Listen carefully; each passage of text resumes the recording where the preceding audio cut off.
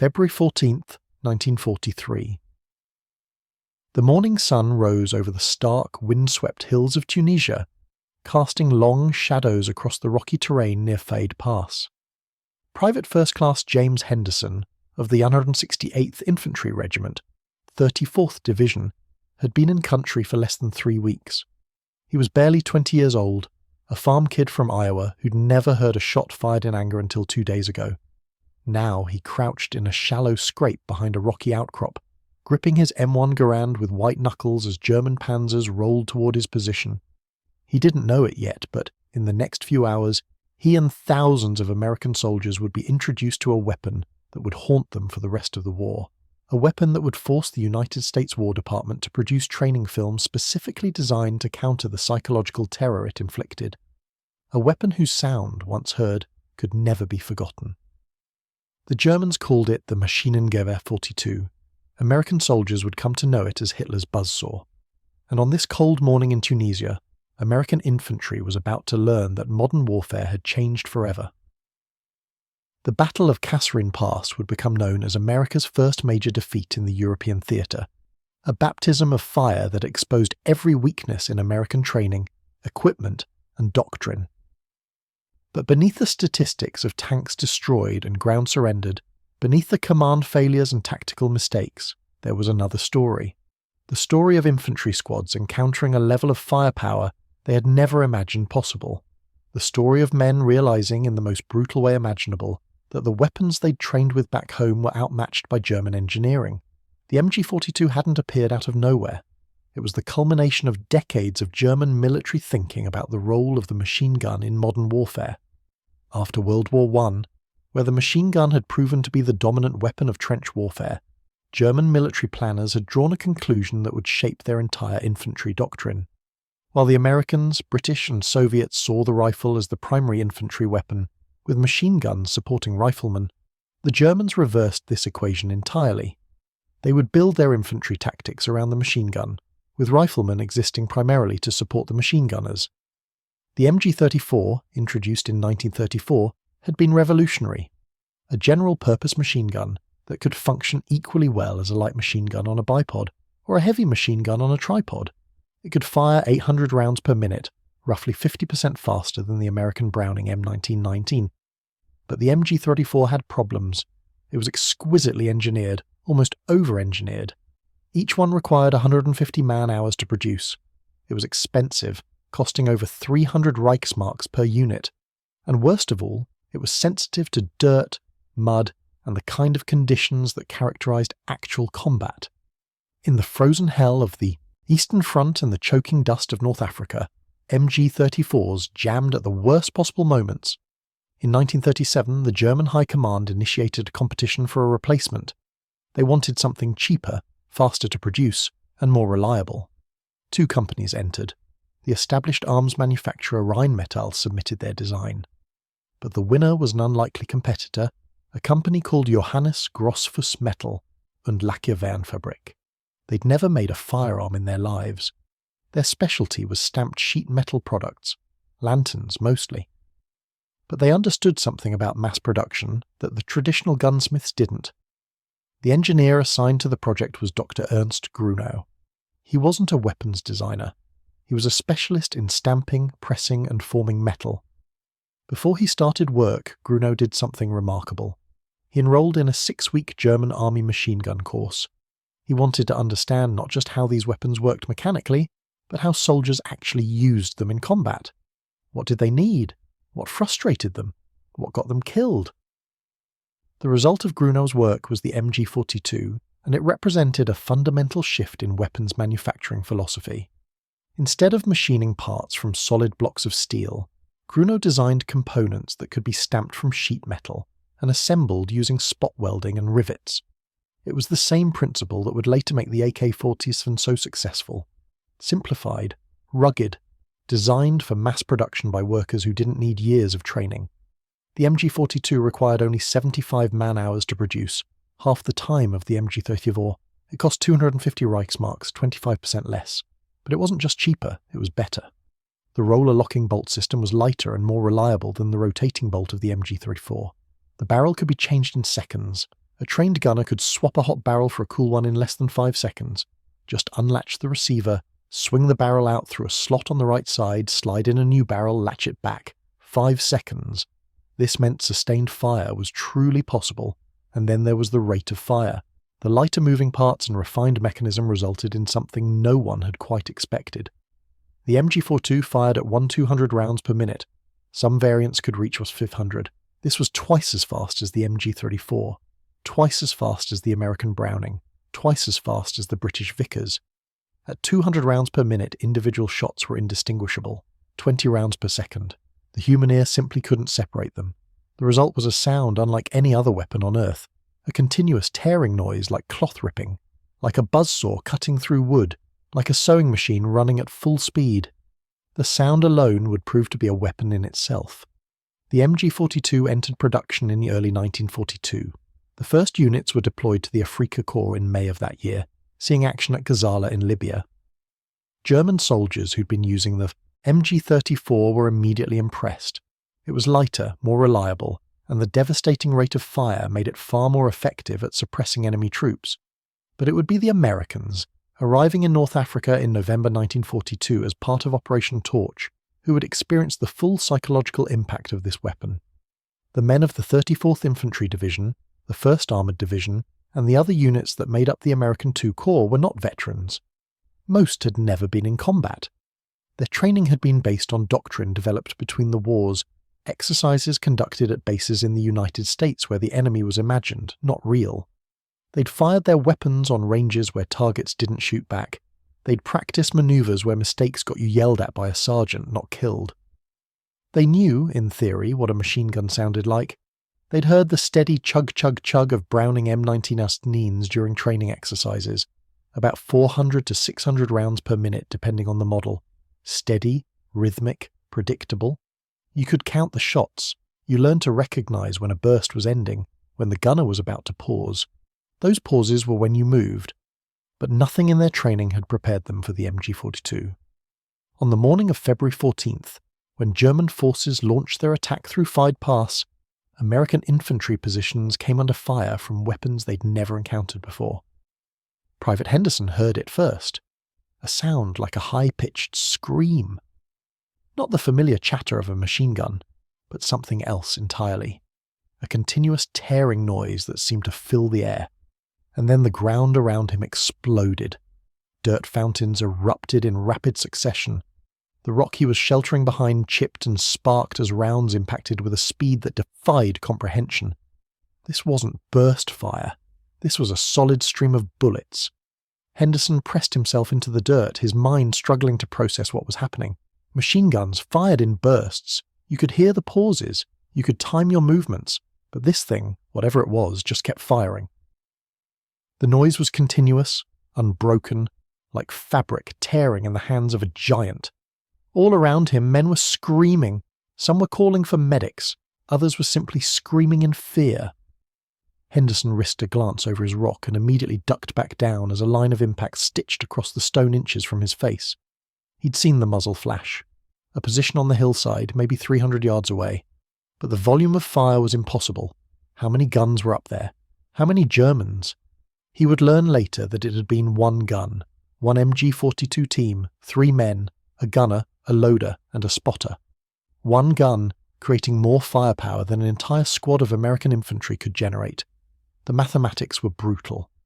The standard American infantry squad in 1943 consisted of 12 men. 10 carried M1 Garands, semi-automatic rifles firing 8 rounds from an internal clip. 1 man carried a Browning automatic rifle, or bar, capable of firing 500 rounds per minute from a 20-round magazine. 1 man carried a M1 carbine. In theory, if every man in the squad was firing at once, they might achieve a combined rate of fire approaching 600 rounds per minute, assuming the bar gunner could change magazines fast enough. A German infantry squad built around the MG-42 achieved around 200 rounds per minute from a single weapon. One gun putting out twice the firepower of an entire American squad, and it could sustain that fire far longer, fed by 250 round belts carried by the ammunition bearers. The tactical implications were profound. German doctrine placed the MG-42 at the centre of all infantry operations. On defence, MG-42 positions were carefully sited to create interlocking fields of fire.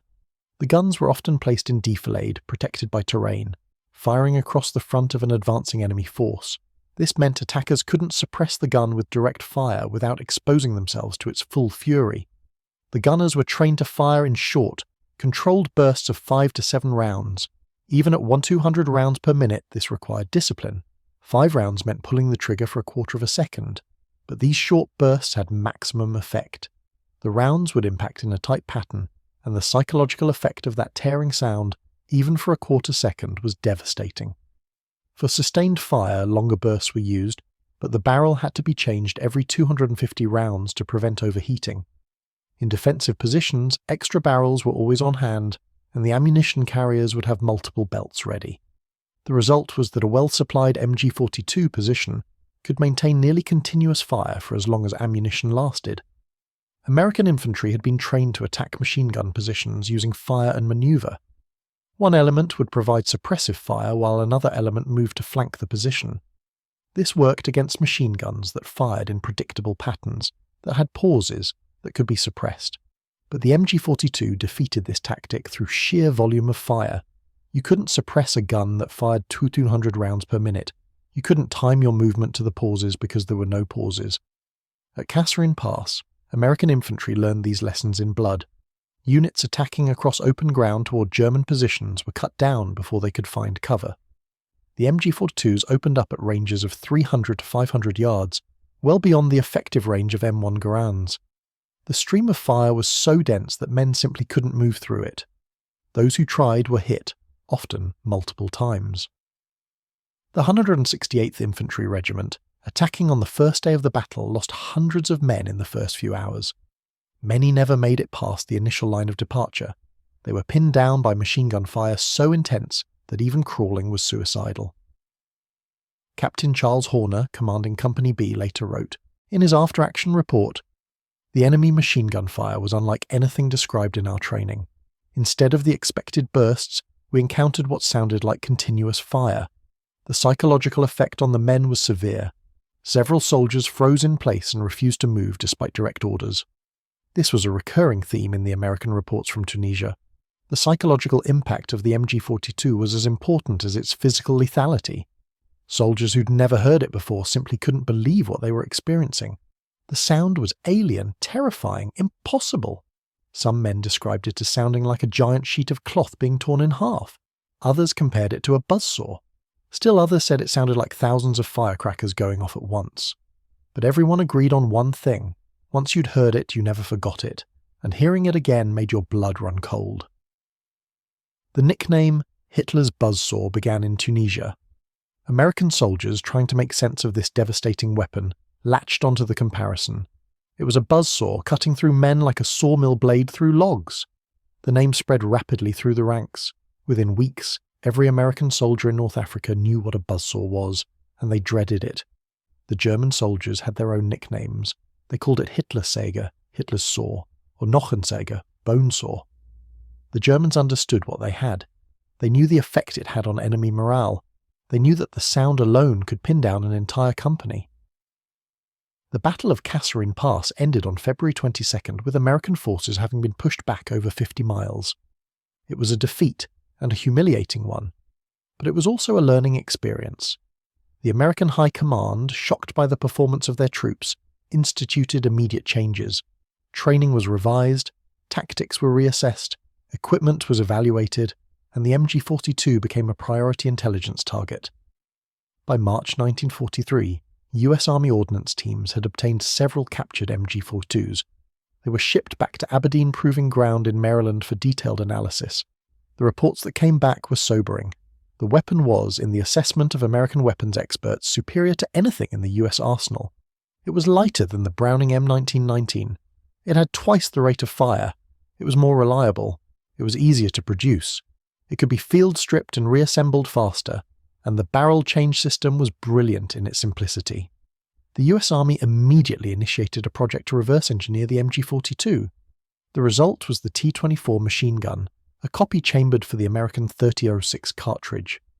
But the project ran into problems. The MG-42 had been designed around the 7.92 mm Mauser cartridge. The American 30-06 was longer and more powerful. It didn't feed reliably through the MG-42's feed mechanism. Attempts to modify the design to accommodate the American round reduced the rate of fire to around 600 rounds per minute, defeating the purpose. The T-24 project was eventually abandoned. The MG-42 couldn't be copied, not without redesigning it from scratch. But it could be studied, and its lessons could be incorporated into future weapons. The M60 machine gun, which entered service in 1957, owed much to the MG-42. Its feed mechanism was almost a direct copy. Its quick change barrel system was inspired by the German design. Even its general layout showed the influence of that terrible weapon that had so terrorized American soldiers in World War II. But that was for the future. In 1943, American infantry had to fight the MG-42 with the weapons and tactics they had. And so, the War Department did something unusual. They made a training film. The film, titled Automatic Weapons, American vs. German, was produced in 1944 and shown to replacement troops before they shipped out to Europe. It was essentially a propaganda piece designed to counter the psychological effect of the MG-42. The film opened with a dramatized scene. A green replacement soldier, on his first day in combat, hears the distinctive sound of an MG-42 and freezes in terror. The other soldiers in his unit, veterans, seem unconcerned. The narrator's voice comes in. The next time you hear that sound, it might be your first time in combat, a new replacement in a battle-wise line outfit. The film then cuts to a firing range where American and German automatic weapons are demonstrated side by side. A Browning M1919 fires, then an MG-42 fires. The difference in sound is immediately apparent. The Browning goes chug chug chug chug, steady and rhythmic. The MG-42 sounds like tearing fabric, a continuous scream. The narrator acknowledges the difference. Well, so it does have a high rate of fire, but let's see what that means in practical terms. What follows is a masterpiece of spin. The film argues that while the MG-42 fires faster, it's actually less accurate than American machine guns.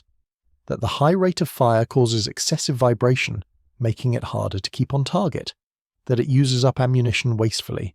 That the barrel overheats quickly. The narrator concludes with the memorable line, "Its bark is worse than its bite." This was, to put it mildly, wishful thinking.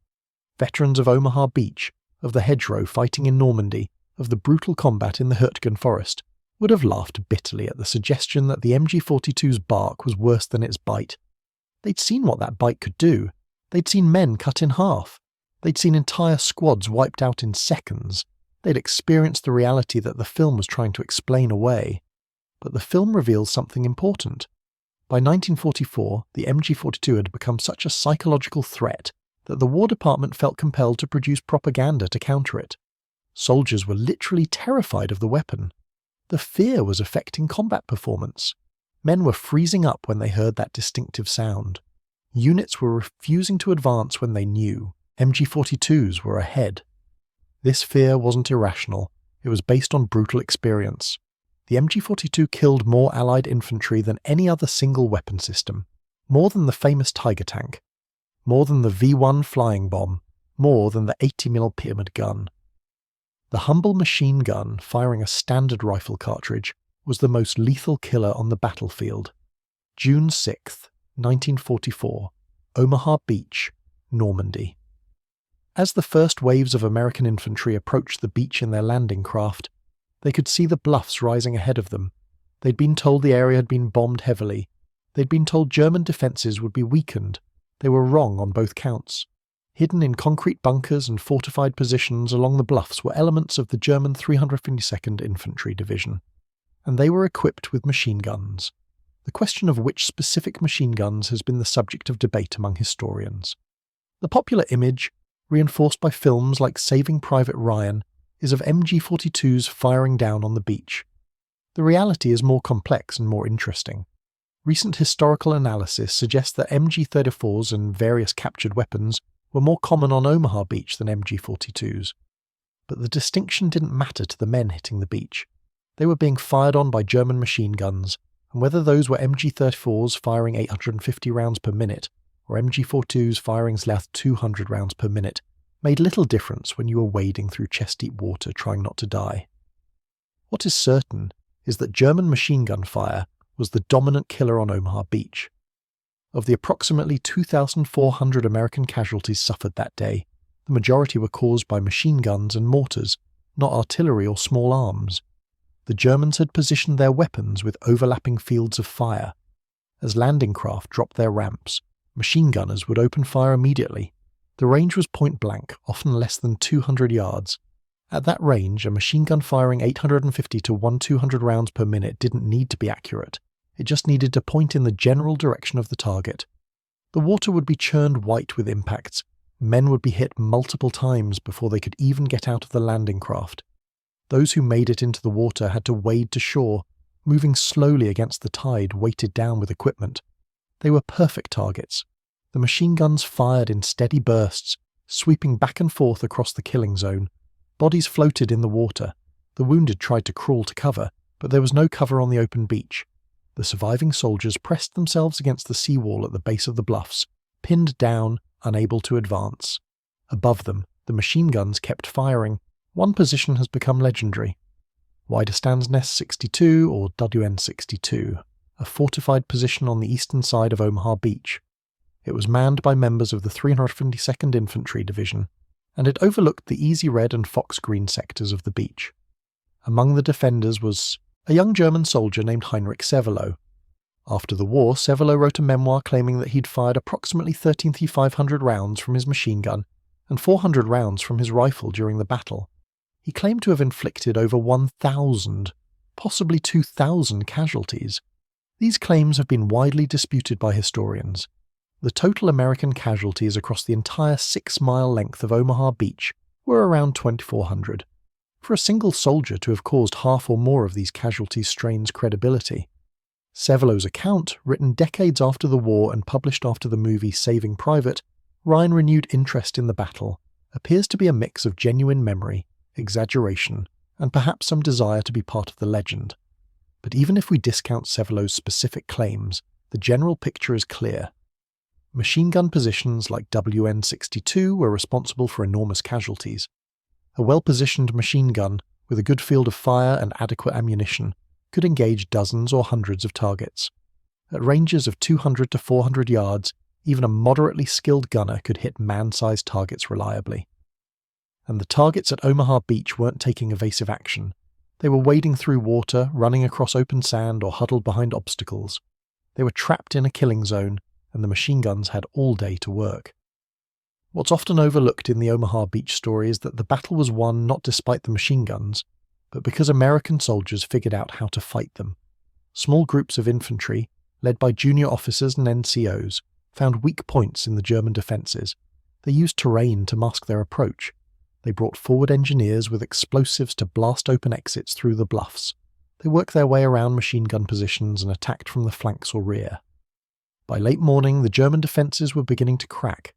By afternoon, American soldiers were on top of the bluffs. The machine gun positions that had dominated the beach were being overrun one by one. WN-62 fell to elements of the 16th Infantry Regiment in the early afternoon. Sevelow and his surviving comrades retreated inland and surrendered the following day. But while Omaha Beach was being secured, miles inland American paratroopers were fighting in the Norman hedgerows, and there they encountered the MG-42 in its ideal defensive terrain. The Norman bocage was a patchwork of small fields, each surrounded by hedgerows. These weren't decorative garden hedges. They were massive earthen banks, often 5 to 15 feet high, topped with dense vegetation, trees, bushes, brambles, all interwoven into an impenetrable barrier. The fields were typically small, perhaps 50 to 100 yards on a side. The hedgerows had grown for centuries, their roots penetrating deep into the earth. They were strong enough to stop tanks. For infantry, the bocage was a nightmare. Visibility was limited to one field at a time. You couldn't see what was in the next field until you climbed over or broke through the hedgerow, and when you did, you were silhouetted against the sky, a perfect target. For defenders, the bocage was paradise. Each field was a natural fortress. Each hedgerow was a ready-made parapet. Machine gun positions could be set up to cover the approaches to a field, and an attacker had no way of knowing they were there until the firing started. German doctrine for hedgerow defence was simple and brutally effective. Place an MG-42 team in a field to cover the likely avenues of approach. Position the gun in defilade. dug into the base of a hedgerow so only the barrel protruded. Have riflemen on the flanks to provide security and to cover the machine gun during barrel changes. Wait for the Americans to enter the field. Open fire. The effectiveness of this tactic was demonstrated immediately after D-Day. American units advancing inland found themselves trapped in field after field, unable to move forward, taking casualties from an enemy they couldn't see. The standard American tactic, fire and maneuver, didn't work. To provide covering fire, you had to see the target. In the bocage, you couldn't see anything. Moving forward meant climbing a hedgerow and exposing yourself, or trying to find a gap. Either way, you were in the open for seconds that felt like hours, and that's when the MG-42 would fire. The sound in the bocage was even more terrifying than in the open. The hedgerows channeled the noise, amplified it, made it seem to come from everywhere at once. That tearing, ripping sound would split the air, and men would hug the ground, trying to become one with the earth. Captain Charles Cawthon of the 116th Infantry Regiment, 29th Division, later wrote about the hedgerow fighting.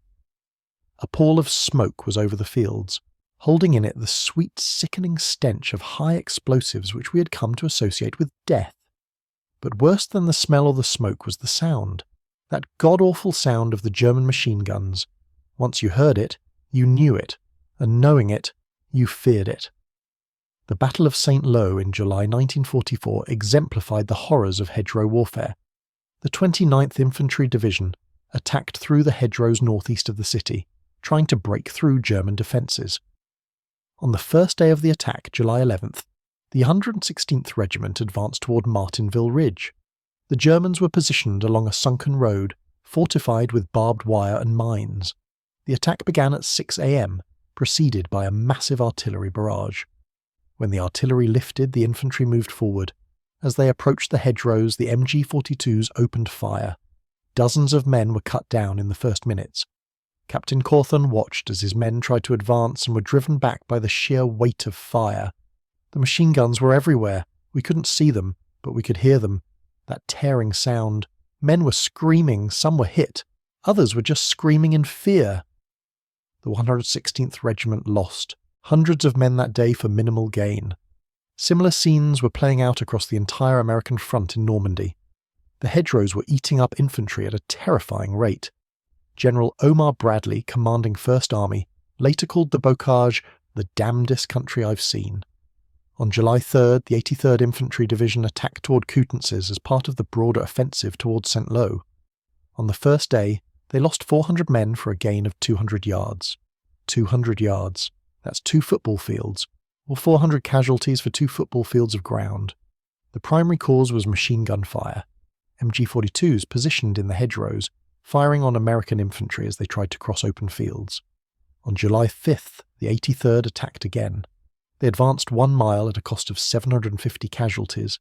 The American infantry was being ground down, not by tanks or artillery, though those were present, but by machine guns. Small, simple, crew-served weapons firing rifle ammunition. The MG-42 was turning the bocage into a meat grinder. Something had to change. The solution when it came was characteristically American. If tactics couldn't solve the problem, maybe engineering could. In early July, Sergeant Curtis Cullen of the 102nd Cavalry Reconnaissance Squadron had an idea. He took scrap iron from German obstacles and welded it to the front of a Sherman tank. The result looked like a set of horns or prongs. The idea was that these prongs would dig into the base of a hedgerow, and the tank could punch through rather than having to climb over. The hedgerow cutters, dubbed rhino tanks, were an immediate success. Tanks could now break through hedgerows at ground level, keeping their armour protection, rather than having to climb up and over, exposing their vulnerable belly armour. More importantly, rhino tanks could create gaps for infantry to follow without having to silhouette themselves on top of a hedgerow. Within weeks, every tank unit in Normandy was fitting their Shermans with hedgerow cutters. Combined with improved infantry tactics, close air support and overwhelming artillery fire, the Americans began to crack the bocage defence. But it took until late July to break out of the hedgerow country. Operation Cobra, launched on July 25th, finally broke the German defensive line. Massive bombing attacks, followed by concentrated artillery and tank assaults, shattered the German positions. Within days, American mechanized columns were racing through the gap, and the static warfare of the hedgerows gave way to mobile operations, but the cost had been horrific. In the 6 weeks of hedgerow fighting from D-Day to the breakout, American casualties approached 40,000 men. German defenders, despite being outnumbered and outgunned, had held the Americans to minimal gains for over a month, and the MG-42 had been the centerpiece of their defense. German infantry doctrine during this period centered entirely on the machine gun. A standard German infantry squad consisted of 10 men. 3 of them were the machine gun team, gunner, assistant gunner, and ammunition carrier. The other 7 men, the rifleman and the squad leader, existed primarily to support the machine gun. They carried extra ammunition. They provided security. They covered the gun during barrel changes and repositioning. The squad leader's primary job was to employ the machine gun effectively. In contrast, an American infantry squad's firepower was distributed. 12 men, 10 with M1 Garands, 1 with a Browning automatic rifle, 1 with an M1 carbine. Every man was expected to contribute to the squad's firepower. No single weapon was dominant. This difference in doctrine reflected fundamentally different philosophies about infantry combat. The Americans believed in individual marksmanship and distributed firepower. The Germans believed in concentrated, overwhelming firepower delivered by a machine gun. In the hedgerows, the German doctrine proved superior. A single MG-42, well positioned, could stop an entire American platoon. The concentrated firepower was devastating. The psychological effect was crippling. American soldiers learned to recognize the sound of an MG-42 at incredible distances. Veterans claimed they could distinguish it from other weapons at over a mile away. The high-pitched tearing sound carried clearly, even through the sounds of battle, and hearing it meant danger. Frontline units developed informal tactics for dealing with MG-42 positions.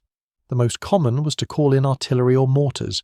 If you couldn't see the gun, you couldn't shoot it, but you could drop high explosive shells in the general area and hope to get lucky. The problem was that artillery took time. You had to call it in, wait for it to arrive, adjust fire, wait again. Meanwhile, the MG-42 was still firing, still killing. Some units developed the tactic of rushing the gun during barrel changes. The Germans had to change barrels every 250 rounds or so. This took about 5 to 10 seconds if the crew was well trained. If you could time your rush to coincide with a barrel change, you might make it across the open ground before the gun could resume firing. But this required incredible discipline and timing. You had to count rounds, estimate when the barrel would be changed, and launch your rush at exactly the right moment. Few units could execute this consistently under fire. The more common tactic was to simply find another way. Flank the position. Use terrain to mask your approach. Bring up tanks or tank destroyers to blast the position with high explosive. Call in air support. Anything to avoid a frontal assault across open ground against an MG-42. By late 1944, the Americans had largely adapted to the MG-42 threat, but adaptation came at a terrible cost. Thousands of men had died learning lessons that, in hindsight, seem obvious. Don't advance across open ground against machine guns. Use all available support, artillery, air power, tanks. Don't attack frontally if you can flank. Concentrate your forces at the point of attack. These were not new lessons. They'd been learned in World War I, but somehow they'd been forgotten or ignored in peacetime training. The American military of 1942 and 1943 wasn't ready for the intensity of modern combat, and the MG-42 was the weapon that taught them in the hardest way possible. The final statistics of the MG-42's effectiveness are difficult to calculate precisely. How do you determine which casualties were caused by which weapon? A soldier hit by machine gun fire, is that an MG-42 or an MG-34? A man killed in a firefight involving multiple weapons, what killed him? But estimates suggest that German machine guns, primarily the MG-42 and MG-34, caused between 60 and 70% of German-inflicted casualties on American infantry in the European theatre. The vast majority of infantry combat casualties came from machine guns and mortars, not rifles or artillery. This was true across all combatants, but the German weapons, particularly the MG-42, were more effective than their Allied counterparts. The rate of fire, the reliability, the ease of use, all contributed to lethality that was unmatched. By 1945, over 400,000 MG-42s had been produced. They served on every front where German forces fought, in the frozen north of Norway, in the deserts of North Africa, in the mountains of Italy, in the hedgerows of France, in the forests of Germany. Everywhere Allied infantry faced this weapon, and everywhere they learned to fear it. After the war, many nations that captured stocks of MG-42s adopted them into their own service. France used captured MG-42s for years. Yugoslavia manufactured copies. When West Germany reformed its military in the 1950s, they put the MG-42 back into production, rechambered for the NATO standard 7.62mm cartridge, and designated it the MG-3. The MG-3 remained in service with the German military into the 21st century. Variants are still in use by over 30 countries worldwide. This longevity speaks to the fundamental soundness of the design. The MG-42 solved the problem of infantry fire support in a way that has never been significantly improved upon.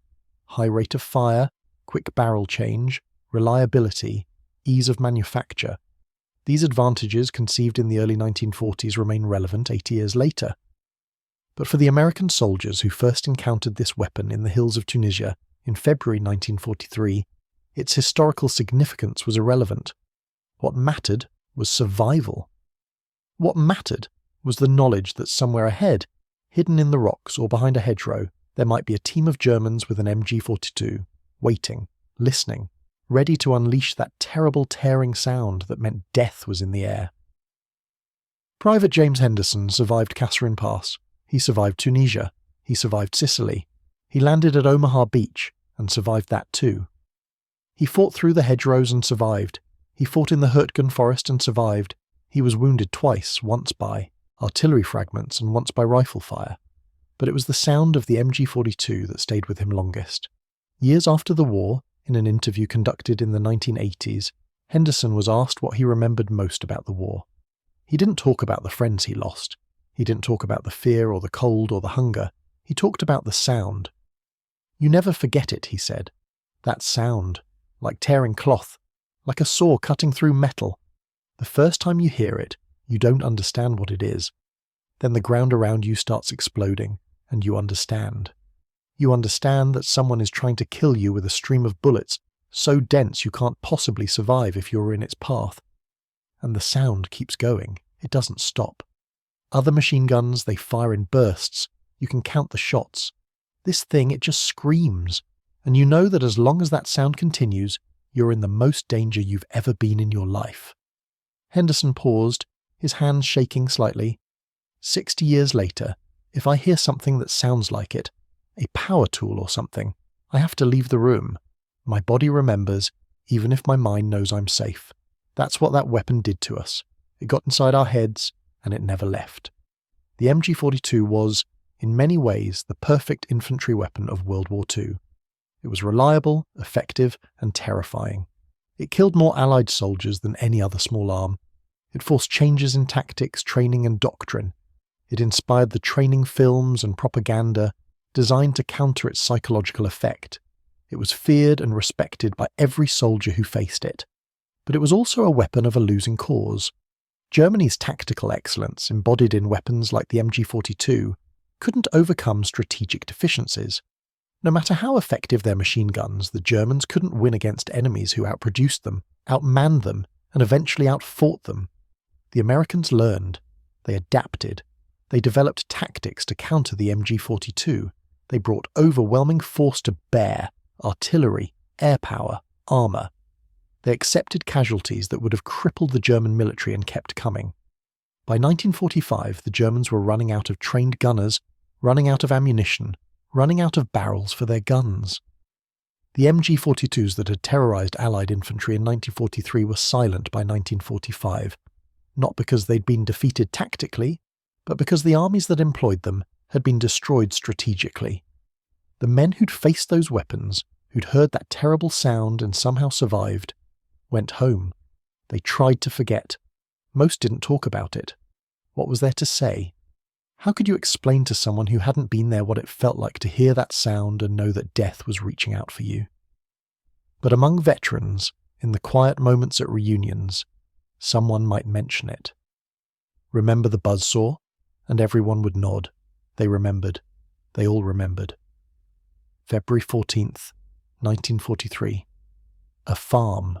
Kid from Iowa named James Henderson crouched behind a rock in Tunisia, and heard a sound he'd never heard before, a sound that would follow him for the rest of his life. In that moment, American infantry learned that war had changed. The comfortable assumptions of training had been replaced by the brutal reality of modern combat. The enemy had weapons that were better, tactics that were more refined, soldiers that were more experienced, and the Americans would have to learn, adapt, and overcome. They did, but it cost them, in blood, in lives, in the minds of men who would never be quite whole again. The MG-42, Hitler's Buzzsaw, had taught them a lesson they would never forget. War had changed, and the sound of that change was a high-pitched tearing noise that meant death was in the air. The legacy of the MG-42 extended far beyond the immediate tactical challenges it posed. In the post-war analysis conducted by the US Army, the weapon became a case study in weapons design philosophy and military procurement. The lessons learned would influence American military thinking for decades to come. In 1946, the War Department's Operations Research Office conducted an extensive study titled Effectiveness of Fire in the Attack. The study analysed thousands of after-action reports from the European theatre, attempting to quantify the effectiveness of different weapon systems. The findings were startling, though not surprising to anyone who'd actually fought in Europe. The study confirmed what frontline soldiers had known since Tunisia. Machine guns were the dominant killer on the battlefield. Of all casualties inflicted by direct fire weapons, approximately 75% were caused by machine guns. Artillery and mortars accounted for most of the rest. Rifle fire, despite being the primary weapon of most infantrymen, caused less than 10% of casualties. More specifically, the study attempted to compare the effectiveness of German versus American machine guns. The methodology was imperfect, relying on estimates and extrapolations, but the conclusions were clear. German machine guns, primarily the MG-42 and MG-34, were approximately 50% more effective per weapon than American machine guns. This wasn't just about rate of fire, it was about doctrine, training, and employment. The German practice of building squads around the machine gun meant that German infantry could concentrate fire more effectively. The MG-42's reliability meant it spent less time jammed and more time firing. The quick-change barrel system meant sustained fire was actually possible, not just theoretical. The report recommended significant changes to American infantry doctrine. Future infantry squads should be built around automatic weapons, not rifles. Machine guns should have higher rates of fire and quick-change barrel systems. Training should emphasize machine gun employment at the squad level. These recommendations would eventually be implemented, but not until the 1950s and 1960s. The M60 machine gun, adopted in 1957, incorporated many lessons from the MG-42. The M16 rifle, adopted in the 1960s, reflected a shift toward high-volume automatic fire. But these were solutions for future wars. For the men who'd fought in World War II, they came too late. The psychological impact of the MG-42 persisted long after the war ended. Veterans organizations and military hospitals reported significant numbers of former infantrymen who experienced what was then called combat fatigue, or shell shock, and would later be recognized as post-traumatic stress disorder. Dr. Robert Sterling, a psychiatrist who treated combat veterans at Walter Reed Army Hospital in the late 1940s, noticed a pattern. Many of his patients reported recurring nightmares involving specific sounds. Artillery explosions were common, but so was a sound described as tearing, or ripping, or like a saw. The patients would describe hearing this sound in their dreams, Dr. Sterling wrote in a 1949 paper. They would wake up in a panic, sometimes screaming. When I asked them to describe the sound, they would all use similar terms: tearing cloth, a saw, a zipper being pulled, and they would all say it was a German machine gun. Sterling's paper was one of the first to recognize that auditory trauma could be as significant as visual trauma in combat veterans. The sound of the MG-42 had literally been traumatic, creating lasting psychological wounds in the men who'd survived its fire. This wasn't unique to American soldiers. British and Canadian veterans reported similar experiences. Soviet veterans, who'd faced German machine guns on the Eastern Front in even more brutal circumstances, rarely spoke about their experiences at all. But the few accounts that emerged mentioned the same sounds, the same terror. The German soldiers who'd operated these weapons had their own complicated relationship with them. In post-war interviews, many former MG-42 gunners expressed pride in the weapon's effectiveness. Heinrich Severloh, the gunner from Omaha Beach whose claims were disputed, nonetheless represented a common sentiment among German veterans. They'd been outmanned and outgunned in every other respect, but they'd had the best machine gun in the war. Werner Herzog, not the filmmaker but a former MG-42 gunner who'd fought in Normandy, was interviewed in 1978 for a German television documentary. His account provides insight into what it was like to be on the other side of that terrible weapon. "We were terrified most of the time," Herzog said. "People think we were supermen because we held off the Americans for weeks in the hedgerows, but we were just boys, most of us. Scared boys with a very good gun." Herzog described the training German machine gunners received. It was extensive, focused and practical. Gunners spent weeks learning every aspect of the weapon. How to field strip it blindfolded, how to clear jams instantly, how to change barrels in under 5 seconds, even under fire, how to estimate range and lead moving targets, how to create interlocking fields of fire with other guns. The most important lesson, Herzog said, was fire discipline. The gun could fire 100-200 rounds per minute, but if you just held the trigger down, you'd burn through your ammunition in 2 minutes, and then you were defenseless. So we learned to fire in short bursts, 5 to 7 rounds, just enough to hit the target and make that sound that scared them so badly. Herzog's account confirmed something that American soldiers had suspected. The Germans were deliberately using the sound as a psychological weapon. They knew the effect it had. They knew that even a short burst lasting less than a second would cause enemy soldiers to dive for cover and freeze. "We called it pinning the enemy," Herzog said. "You didn't have to kill them all. You just had to make them stop moving. Fire a burst near them, make that tearing sound, and they would go to ground. Then our mortars could work on them, or our snipers, or we could reposition. The gun gave us control of the battlefield, even when we were outnumbered 10-1. Herzog's squad held a position near Carentan for 3 days against repeated American attacks. His gun fired an estimated 15,000 rounds during those 3 days. His team went through 6 barrels. They were resupplied with ammunition by runners who brought up boxes of belts under cover of darkness. On the 3rd day, we ran out of ammunition, Herzog said. We had no barrels left that weren't warped from overheating. The barrel change system worked perfectly, but we'd fired so much that we'd worn out every spare barrel we had. When the Americans attacked that afternoon, we couldn't fire back. We surrendered. If we'd had more ammunition and more barrels, we could have held for another week. This was the German experience throughout Normandy. Superior weapons and training, but insufficient logistics. The MG-42 was only as good as its ammunition supply, and by mid-1944, German logistics were crumbling under Allied air attacks and partisan activity. But while the ammunition lasted, the weapon was devastating. Statistical analysis from the Normandy campaign suggests that German machine guns inflicted casualties at a rate 3 to 4 times higher than the German defenders suffered. In other words, each German machine gun team killed or wounded 3 to 4 Allied soldiers before being knocked out. Given that the Germans had approximately 1,500 machine guns in the Normandy defensive sector, and Allied casualties in the first month were around 60,000, the mathematics are grimly clear. German machine guns probably accounted for 30,000 to 40,000 Allied casualties in June and July 1944. Not all of these were MG-42s. The Germans also used MG-34s and various captured weapons. But the MG-42 was the most common weapon by 1944, representing about 60% of German machine gun strength. The Americans learned from Normandy. By the time they reached Germany, itself in the fall of 1944, they'd developed effective counter-tactics. But the MG-42 remained a threat until the very end of the war. The Battle of Hurtgen Forest, fought from September 1944 to February 1945, saw some of the most intense infantry combat of the entire war. The forest, located along the German-Belgian border, was a dark, dense woodland that negated most of America's advantages in armour and air power. The Germans fortified the forest with elaborate defensive positions. Bunkers were built into hillsides, fighting positions were dug behind fallen logs, and everywhere there were machine guns. The 28th Infantry Division attacked into the Hurtgen Forest on November 2, 1944. They were supposed to capture the town of Schmidt and secure the Ruhr River dams beyond. They had 13,000 men.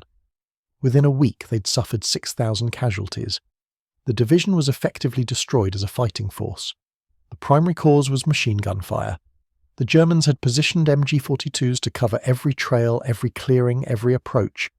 The dense forest meant visibility was limited to 50 yards or less. American soldiers couldn't see the German positions until they were right on top of them, and then the guns would open fire. Sergeant Henry Giles of the 110th Infantry Regiment, 28th Division, survived the Hurtgen Forest. His account, recorded for the US Army's Oral History Project in 1988, describes what it was like. "You couldn't see anything," Giles said. "The trees were so thick that even at noon it was dark. You'd be walking down a trail, your squad spread out trying to stay quiet, and then you'd hear it. That sound, and you'd know you were dead." Giles's squad was caught by an MG-42 on the third day of the attack. They were moving through a narrow valley between two hills, following what looked like a game trail.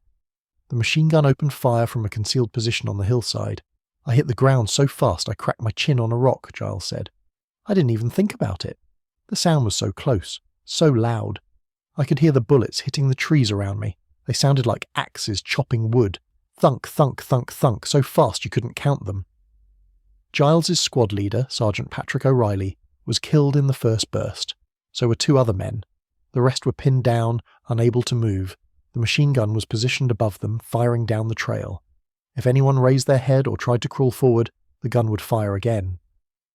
"We were stuck there for 6 hours, Giles said. 6 hours lying in the mud, not able to move. The Germans didn't keep firing, they didn't need to. They knew we weren't going anywhere. Every 20 minutes or so, they'd fire a burst just to remind us they were still there, and we'd press ourselves into the mud and pray." Eventually, another American unit flanked the German position and forced the gun crew to withdraw. Giles and the 4 survivors of his squad were able to pull back. They'd advanced perhaps 200 yards that day, at a cost of 4 men killed and 1 wounded. "That was a good day," Giles said. "Most days were worse." The Hurtgen Forest battle continued for 3 months. Multiple American divisions were fed into the meat grinder. The 4th Infantry Division, the 8th Infantry Division, the 83rd Infantry Division, all suffered catastrophic casualties. By the time the forest was finally secured in February 1945, American casualties totaled over 33,000 men. Historians have called Hurtgen Forest one of the greatest defeats in US Army history, despite the fact that the Americans eventually achieved their objectives. The cost was simply too high. The tactics employed were questionable, and the primary killer once again was the MG-42 General James Gavin, who commanded the 82nd Airborne Division at Hurtgen, later wrote, "The German machine gun positions were the key to their defence. Each gun was sighted to cover multiple approaches, supported by riflemen and often by mortars. Our men would attack, be pinned down by machine gun fire, and then be pounded by mortars. We lost entire companies that way. The Americans tried everything. They used artillery to blast suspected machine gun positions. They used tanks when the terrain allowed. They used white phosphorus grenades to blind the gunners. They used satchel charges and bazookas to destroy bunkers. But the forest was too dense for effective artillery observation. Tanks couldn't maneuver in the thick woods and were vulnerable to German Panzerfausts. White phosphorus could obscure the gunner's view, but it also obscured the attacker's view. And getting close enough to use satchel charges or bazookas meant crossing the killing zone in front of the machine gun. The solution, when there was one, was almost always the same: overwhelming force and casualties. Throw enough men at a position, and someone would eventually get close enough to kill the gun crew. But the cost was horrific. Lieutenant Paul Bush, commanding a rifle company in the 28th Division, wrote a memoir after the war titled Road to Hurtgen, Forest in Hell.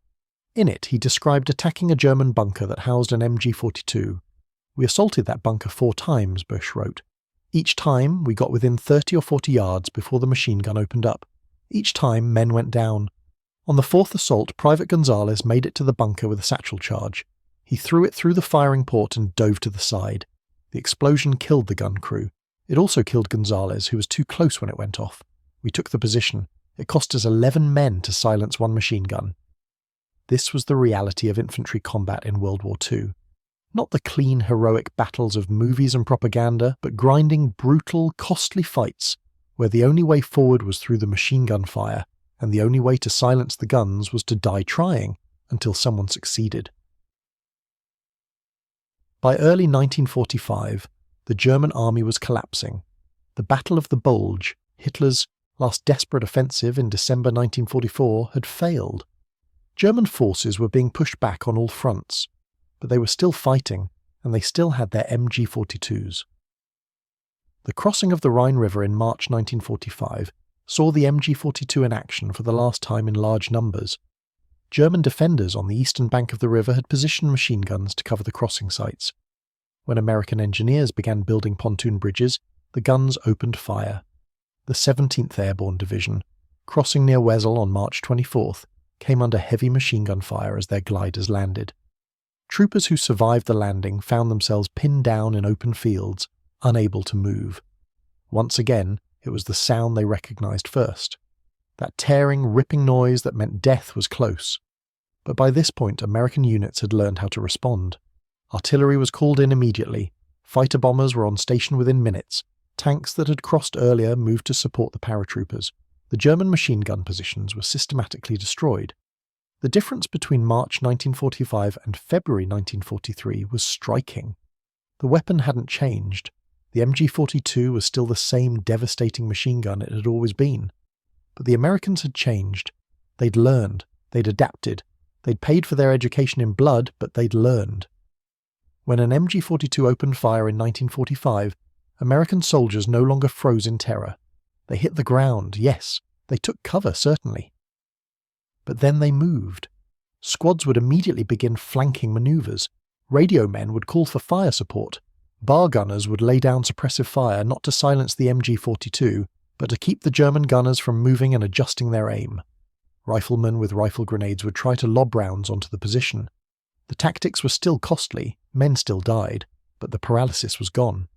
The psychological weapon that had been so effective in Tunisia and Normandy had lost much of its power. The sound was still terrifying, but it no longer froze entire units in place. Staff Sergeant Michael Dorsey of the 9th Infantry Division, who'd fought from North Africa through to Germany, noticed the change. In an interview conducted in 1991, he reflected on how different the Army of 1945 was from the Army of 1943. By the time we got to Germany, we were different soldiers, Dorsey said.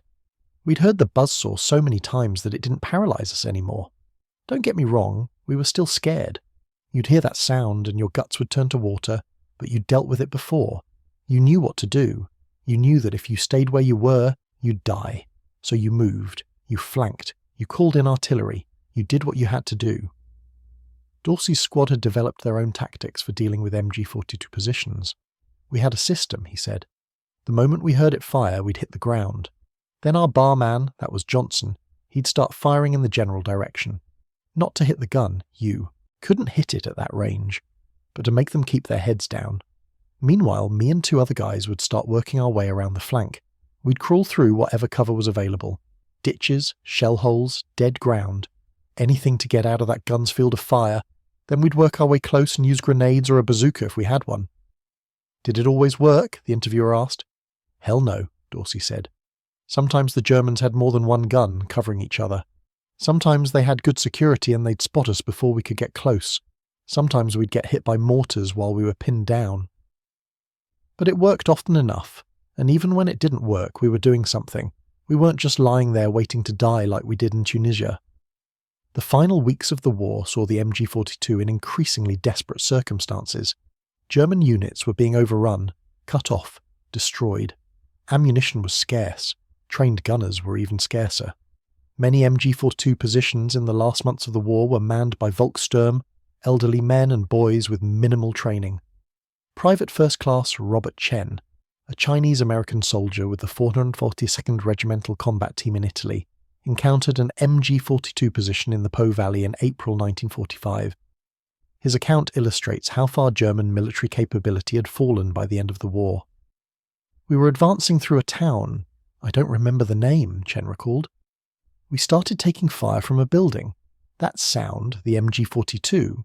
We took cover and called up a Sherman. The tank put a few rounds through the building and the firing stopped. When we went in to clear it, we found 3 Germans. One was maybe 60 years old. The other 2 were kids, couldn't have been more than 15. The old man was the gunner. He'd been hit by shrapnel from the tank round. The kids were just sitting there, scared out of their minds. The gun was still there, an MG-42, but they only had 1 belt of ammunition left, maybe 200 rounds. That's all they had. 2 years earlier, a gun position like that would have had thousands of rounds stockpiled. But this was 1945 and Germany was finished. Chen and his squad continued their advance. "We saw that same story over and over in those last weeks," he said. "Good weapons, terrible circumstances.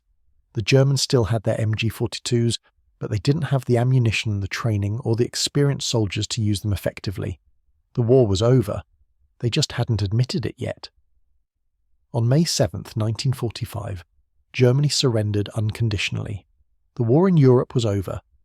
The MG-42, Hitler's Buzzsaw, fell silent. In the immediate aftermath of the war, Allied troops found enormous stocks of German weapons, warehouses full of MG-42s, factories still producing them. The American and British armies, as well as the Soviets, captured hundreds of thousands of these weapons. Military intelligence teams conducted extensive studies of German equipment. The MG-42 was a particular focus of interest. Teams of ordnance experts disassembled the weapons, tested them, analysed every aspect of their design and function. Major Thomas Reynolds, an ordnance officer assigned to study captured German weapons, wrote a comprehensive report on the MG-42 in July 1945. His conclusions were unequivocal. "The German MG-42 represents the finest machine gun design of the war," Reynolds wrote. "It exceeds American weapons in rate of fire, reliability, ease of maintenance, and simplicity of manufacture. The quick-change barrel system is particularly ingenious and should be incorporated into future American designs. The high rate of fire, while consuming ammunition rapidly, provides suppressive fire capability far exceeding that of American weapons. It is this officer's recommendation that the US Army initiate immediate development of a machine gun, incorporating the lessons learned from the MG-42. Reynolds's report, along with dozens of similar assessments, led directly to the development programs that would eventually produce the M60 machine gun. But the process would take more than a decade. The M60 wouldn't enter service until 1957, 12 years after the war ended. In the meantime, the MG-42 took on a second life. Various nations that had captured stocks of the weapons began using them themselves. The French army, desperately short of equipment after the war, adopted captured MG-42s for their own use. French soldiers carried German machine guns during the First Indochina War in the late 1940s and early 1950s. Yugoslavia, which had liberated itself from German occupation largely through partisan warfare, had captured thousands of MG-42s. The Yugoslav People's Army adopted the weapon and eventually began manufacturing their own version, designated the M53. The M53 was essentially an MG-42 chambered for the Soviet 7.62 Sexpufivos cartridge. Even more remarkable was what happened in Germany itself. When West Germany was permitted to rearm in the 1950s as part of NATO, the new Bundeswehr needed infantry weapons. Rather than design something new, they simply put the MG-42 back into production. The design was updated to chamber the NATO standard 7.62 51mm cartridge, and some minor improvements were made to the feed mechanism. The new version was designated the MG3. The MG3 became the standard machine gun of the West German military and remained in service for over half a century.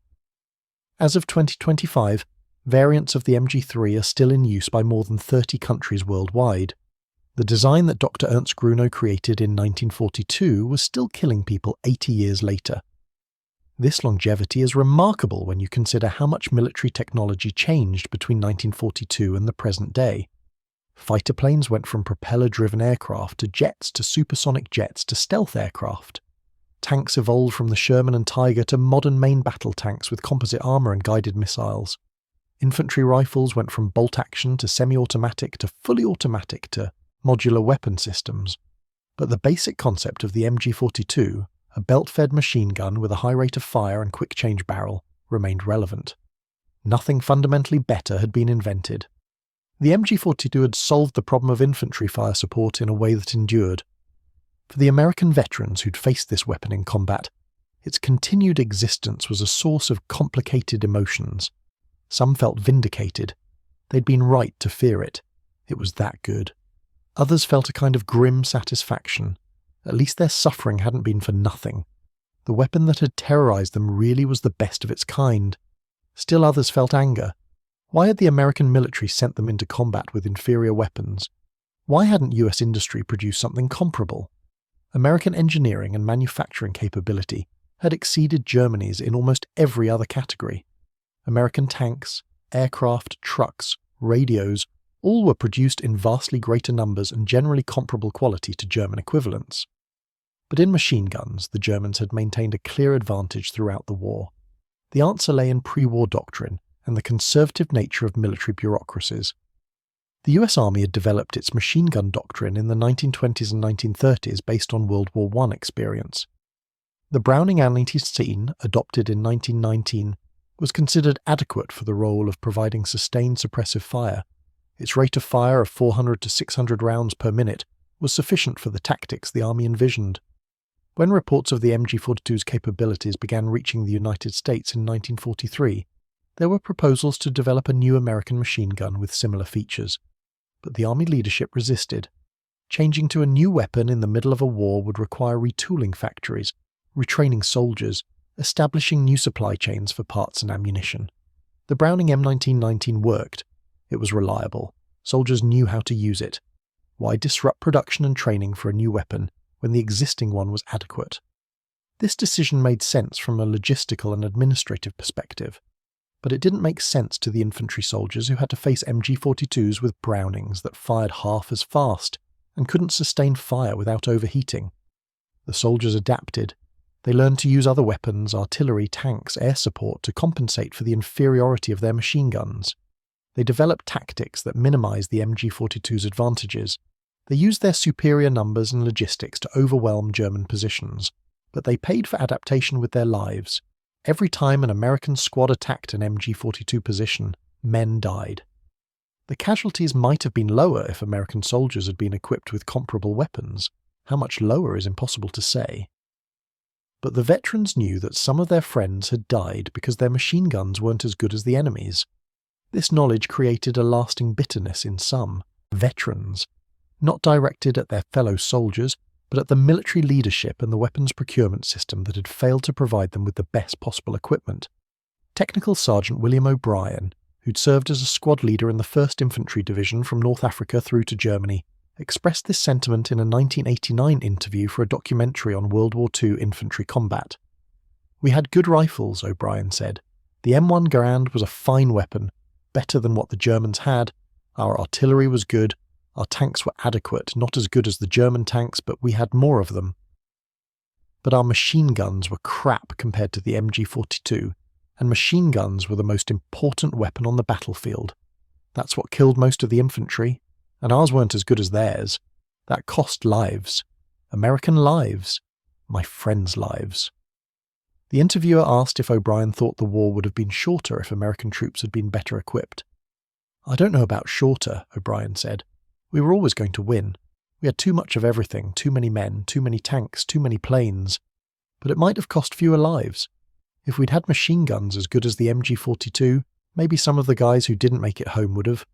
That's what bothers me. Not that we won or lost, we won. But the cost. Some of that cost was unnecessary." This critique became more common in the decades after the war as veterans felt more comfortable speaking critically about their experiences. The narrative of World War II as the good war didn't disappear, but it became more nuanced. Yes, it was a necessary war against genuine evil, but it was still war, with all the horror, waste and suffering that entails. And American soldiers had gone into that war with some equipment that wasn't good enough. The development of the M60 machine gun in the 1950s was, in part, an acknowledgement of this failure. The M60 incorporated many features directly copied from the MG-42. The feed mechanism was almost identical. The quick-change barrel system was clearly inspired by the German design. The general layout and operating principles showed the MG-42's influence. When the M60 finally entered service in 1957, veterans of World War II noticed immediately. This was the gun they should have had in 1944. Better late than never, but 12 years too late for the men who died facing MG-42s with Brownings. The M60 served the US military through the Vietnam War and into the 1980s. It was eventually replaced by the M240, a Belgian-designed machine gun that, ironically, also showed clear design influence from the MG-42. The cycle was complete.